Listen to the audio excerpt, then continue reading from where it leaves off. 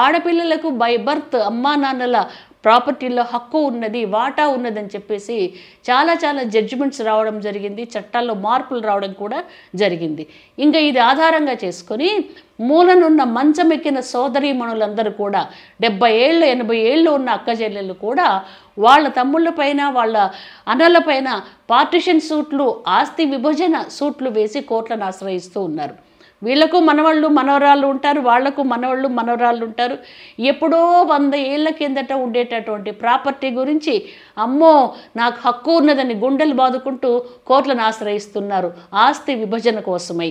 ఇలాంటి కేసెస్లో ఇంకా ఎంత కోపతాపాలు ఉంటాయో కోర్టులో ఒకరికొకరు ఎదురుపడ్డప్పుడు మనం ఆలోచించుకోవాలి. ఎందుకంటే ఏ రోజు కోర్టు మెట్లెక్కని అక్కా చెల్లెళ్ళు ముసలి వయసులో కర్రలు పట్టుకొని నడవలేక వీల్ చైర్స్లో కోర్టులను ఆశ్రయిస్తున్నారు.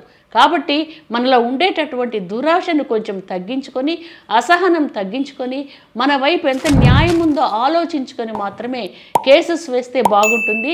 లేకుంటే కోర్టులలో కూడా అసలు ఒక కేసుకు వస్తే అక్కడ కొట్టుకొని తిట్టుకుని దూషించుకొని రెండో కేసుకు ఆస్కారాలు ఇవ్వకుండా చూసుకుంటే బాగుంటుందండి.